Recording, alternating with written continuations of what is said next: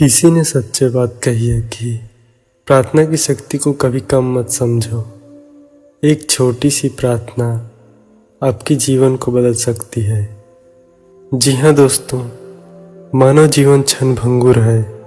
हम हर पल अनगिनत चुनौतियों, संघर्षों और कठिनाइयों का सामना करते हैं।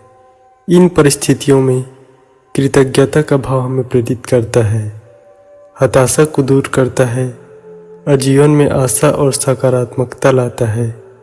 ईश्वर के प्रति कृतज्ञता व्यक्त करने से हमें मन की शांति, सकारात्मक दृष्टिकोण और जीवन में खुशी प्राप्त करने में मदद मिलती है। लेकिन आज के युग में मनुष्य भौतिक सुख सुविधाओं के चक्कर में इतना उलझ गया है कि वह जीवन के सच्चे मूल्यों को भूल चुका है। धन, शक्ति और भौतिक सुखों की प्राप्ति ही उनका लक्ष्य बन गई है। वह प्रेम, करुणा और दयालुता जैसे भावों को भूल चुका है। वह दूसरों के प्रति स्वार्थी और लालची हो गया है। ईश्वर सर्वशक्तिमान, दयालु और करुणामय है। उन्होंने हमें जीवन, स्वास्थ्य, परिवार, मित्र और अनगिनत क्षमताओं का वरदान दिया है।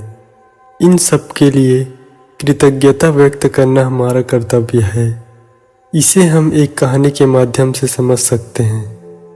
एक व्यक्ति जो मृत्यु के करीब था, मृत्यु के पहले अपने बेटे को चांदी के सिक्कों से भरा थैला देता है और बताता है कि जब भी इस थैले से चांदी के सिक्के खत्म हो जाए तो मैं तुम्हें एक प्रार्थना बताता हूँ।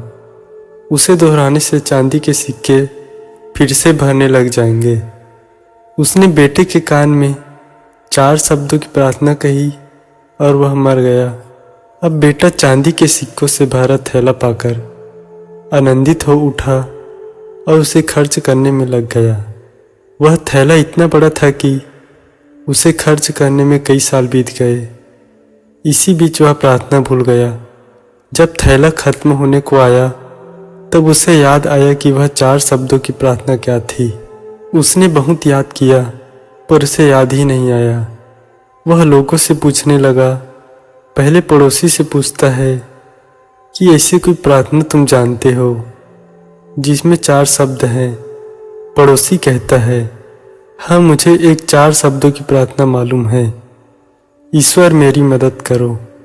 उसने सुना और उसे लगा कि वे शब्द नहीं थे, कुछ अलग ही थे। कुछ सुना हुआ होता है तो हमें जाना पहचाना सा लगता है। फिर भी उसने वह शब्द बहुत बार दोहराए, लेकिन चांदी के सिक्के नहीं बढ़े। वह बहुत दुखी हुआ। फिर एक फादर से मिला। उसने बताया कि ईश्वर तुम महान हो। ये 4 शब्दों की प्रार्थना हो सकती है, मगर इसके दोहराने से भी थैला नहीं भरा। वह एक नेता से मिला। उसने कहा, ईश्वर को वोट दो।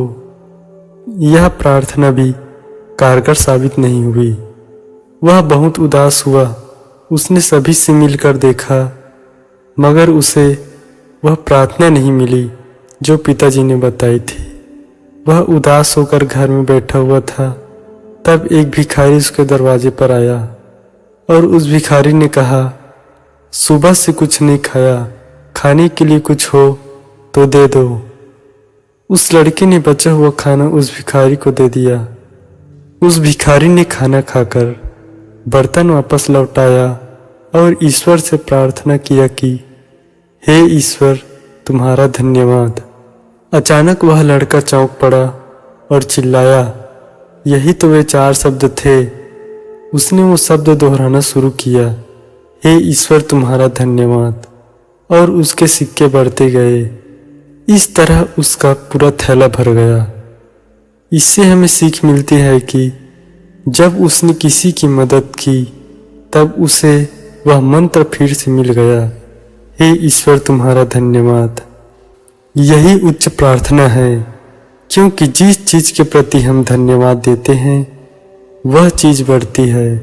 अगर पैसे के लिए धन्यवाद देते हैं तो पैसा बढ़ता है, प्रेम के लिए धन्यवाद देते हैं तो प्रेम बढ़ता है। ईश्वर के प्रति धन्यवाद के भाव निकलते हैं कि आज हमें ऐसा ज्ञान, सुनने तथा पढ़ने का मौका हमें प्राप्त हुआ है। बिना किसी प्रयास से यह ज्ञान हमारे जीवन में उतर रहा है, वरना ऐसे अनेक लोग हैं जो झूठी मान्यताओं में जीते हैं और उन्हीं मान्यताओं में मरते हैं। मरते वक्त भी उन्हें सत्य का पता नहीं चलता, उसी अंधेरे में जीते हैं और मरते हैं।